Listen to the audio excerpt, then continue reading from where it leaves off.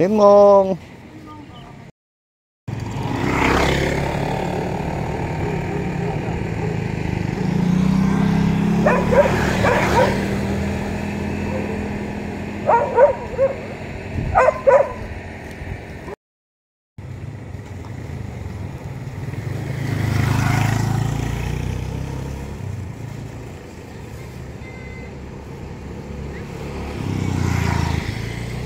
Hiến mong.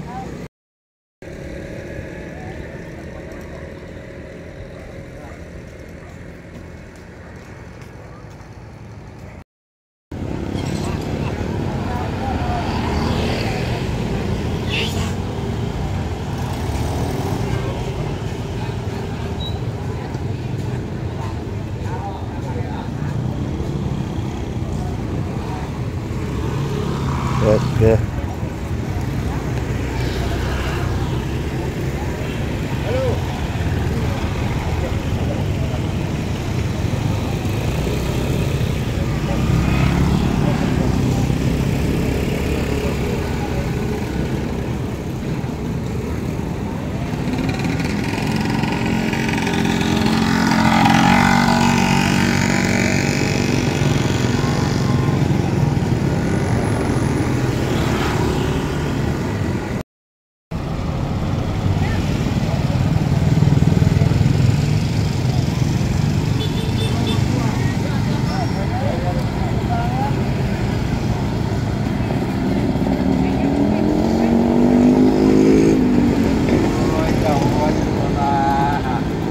Lah pindah di rumah. Foto dipasangkan ini di mana paling ini.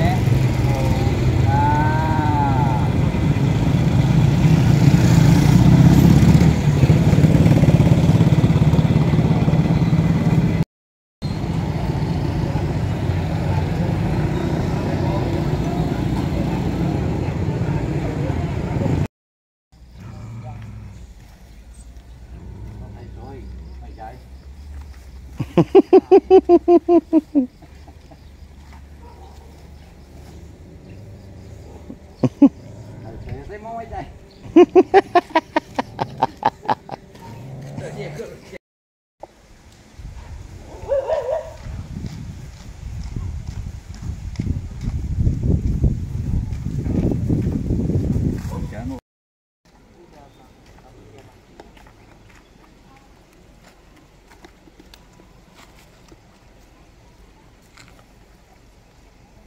Simong. Nggak tahu.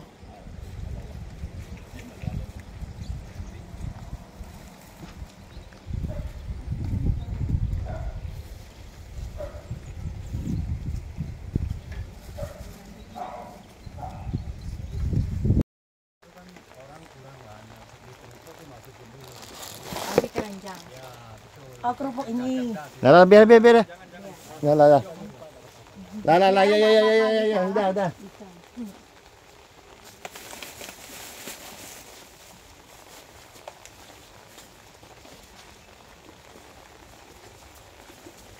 Satu, jangan londok. Satu, kena hujan. Benar. Ya adalah karena bawaan ini bawaan.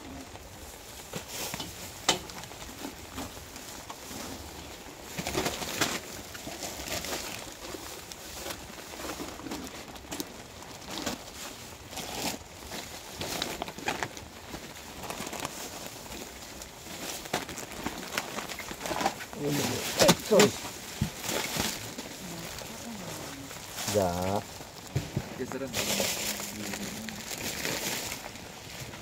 Oh, di shop ni bagaimana? Lah, satu jangan gitu.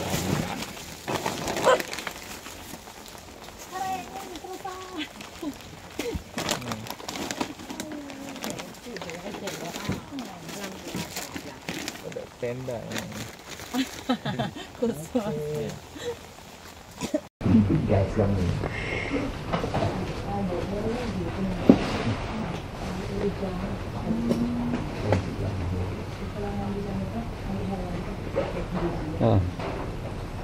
Berhenti sudah hujannya.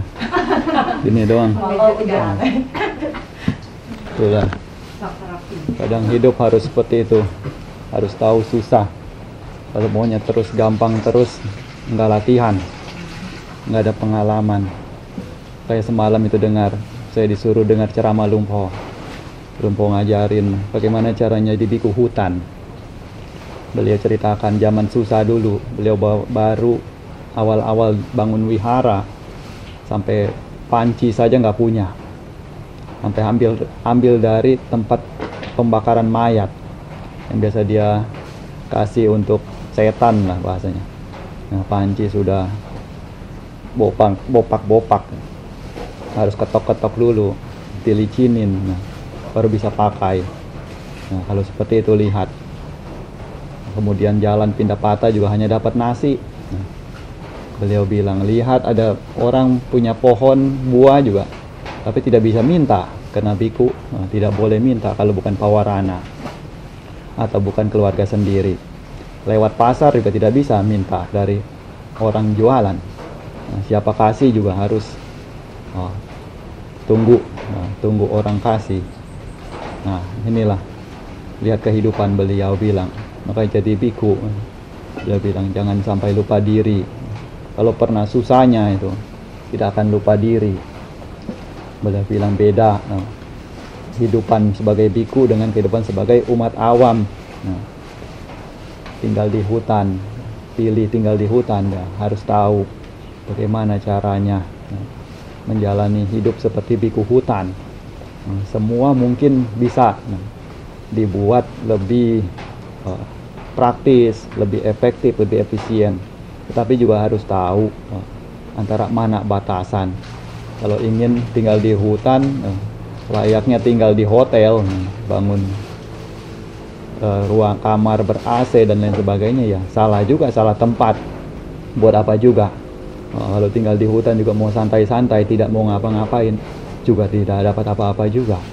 Nah, jadi antara ketika tinggal di hutan itu, itulah dapat manfaat lebih banyaknya itu kalau bisa dimanfaatkan. Tahu susahnya, jalan jauh seperti apa, kemudian cari air untuk pakai juga susahnya seperti apa. Nah, ketika tahu ini semua, nah itulah akan jadi pelajaran tersendiri. Coba saja pikirkan, kalau seandainya dalam hidup kita itu tidak pernah ketemu susah, layaknya mungkin di masa depan nanti semua serba canggih, semua serba robot yang mengerjakan. Lalu manusia mau ngapain? Ada makanya gambaran di satu kartun itu, mungkin tidak tayang di Indonesia, di mana semuanya itu yang kendalikan robot. Terlintas tergambar ada manusianya. Nah, manusianya juga sudah seperti apa? Gemuk, obesitas, sambil makan, terus kemudian duduk seperti layaknya programmer gitu, duduk hanya di depan wajahnya itu ada layar. Nah, itu seperti itu. Coba kalau bisa dibayangkan, apa hidup seperti itu yang kita cari? Walaupun makanya ada susah-susah zaman dahulu, kalau dipikir-pikir justru kehidupan orang zaman dahulu lah yang lebih berkualitas, lebih berarti. Walaupun layaknya orang-orang dulu mungkin selalu mengatakan seperti zaman kuda gigit besi, betapa susahnya, harus mencangkul dan lain sebagainya. Tetapi kalau misalnya dilihat di kehidupan zaman sekarang, mungkin anak cucu yang lahir belakangan itu merasa iri. Mereka punya kesempatan untuk bersusah payah, untuk cari pengalaman hidup hingga dapat jadi nasi di piring itu, bagaimana prosesnya.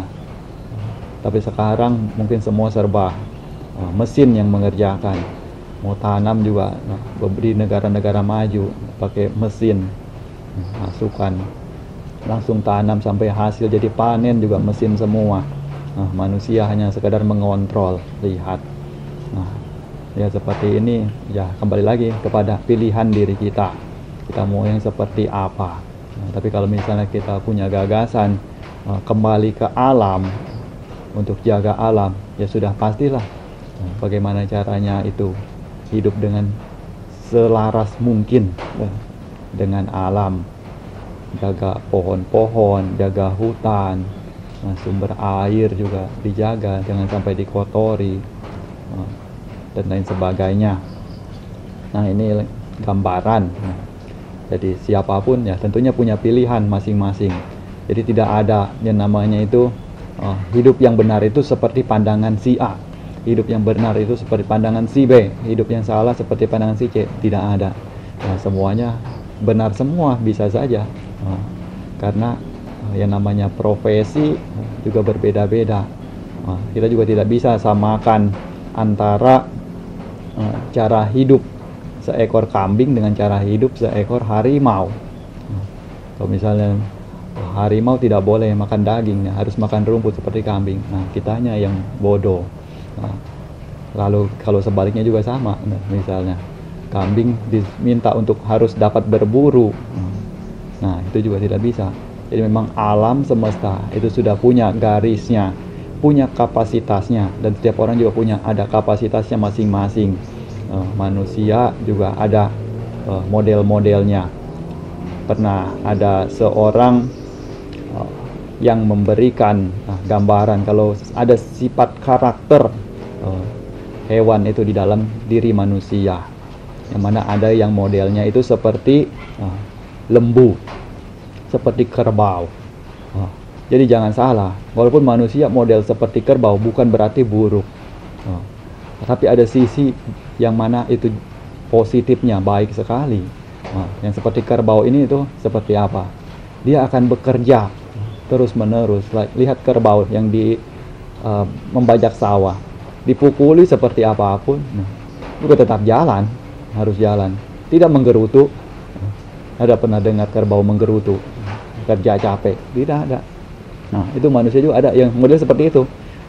Tidak peduli diomelin seperti apapun, jadi kerja, jalan terus. Tidak pikir juga. Nah, hasil kerjanya juga ya tidak ini juga, tergantung yang mengarahkan. Karena memang kapasitasnya hanya sebatas itu. Nah, ada juga yang modelnya seperti seekor anjing. Nah, seekor anjing ini dia akan pintar menjilat, pintar berbicara juga. Beberapa di dalam organisasi, di dalam perusahaan, biasanya model-model seperti inilah yang akan cepat naik. Tetapi kalau untuk cara kerjanya dia akan kurang. Tetapi lebih kepada bagaimana kecerdasan secara cara pakai bahasa.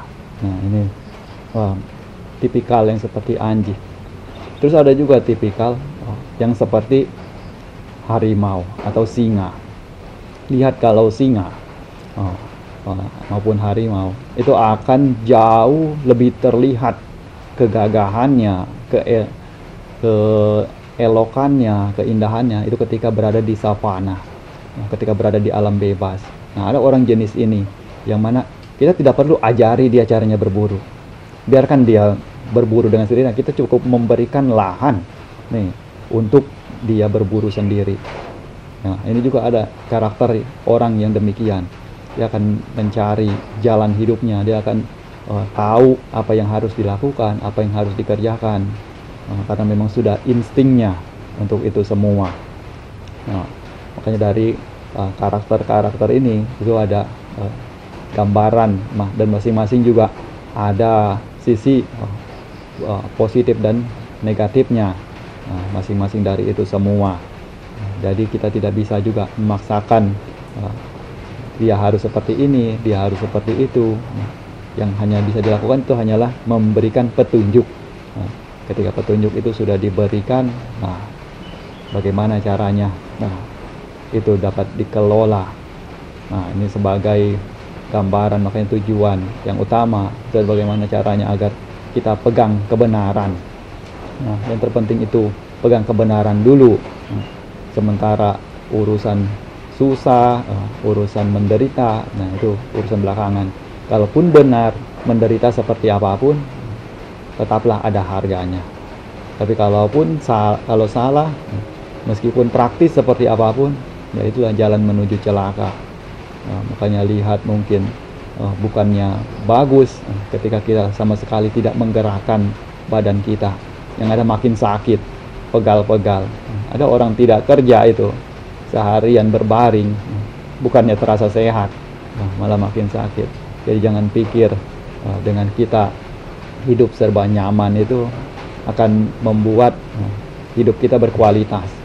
Karena sesungguhnya hidup yang berkualitas itu adalah hidup yang dengan bekerja, hidup yang bergerak, hidup yang bertumbuh, kembang. Dan pertumbuhan, perkembangan itu haruslah bergerak, haruslah berubah, harus ada yang luka, baru ada yang tumbuh yang baru. Seperti pohon-pohon juga, lihat bagaimana ada ranting yang patah lalu tumbuh yang baru, menggugurkan daun yang tua juga untuk memiliki daun yang baru, daun muda yang baru. Seperti inilah kehidupan. Jadi hanya orang yang tidak punya nyawa saja yang akan berhenti, tapi orang yang hidup umumnya harus terus bergerak, harus terus bekerja, karena memang seperti itulah kehidupan. Selanjutnya siap-siap pelimpahan jasa anumodana. Yatha wariwaha pura paripurenti sagarang ewa mewa ito dinang petanang upakapati icitang patitang tumhang kipamewa samijatu sabbe purentu sangkapa cando panaraso yatha manijoti raso yatha tiyo viwajantu sabaro gowinasatu mate bawatwantara yo sukhi digayuko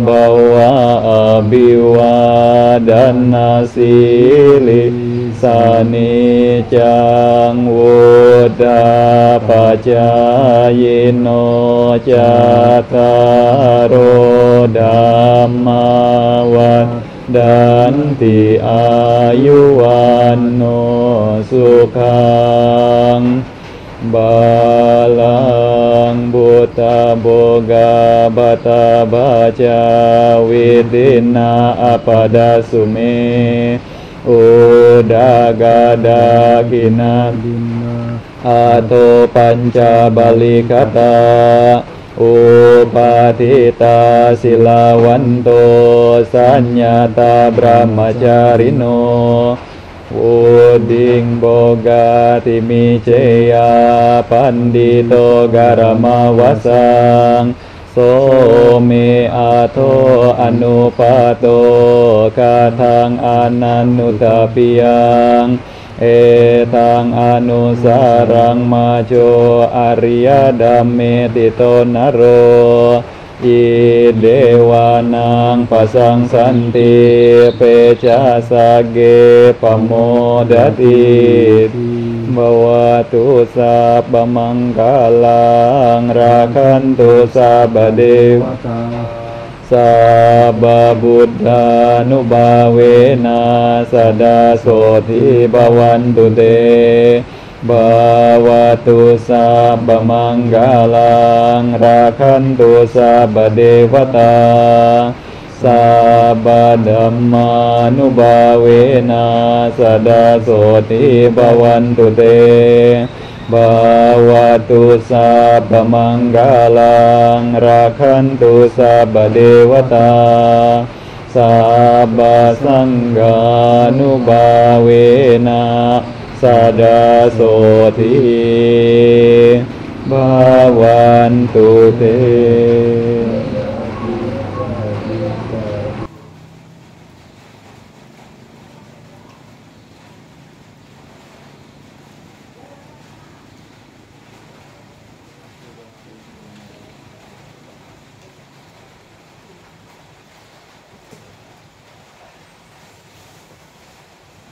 Iya.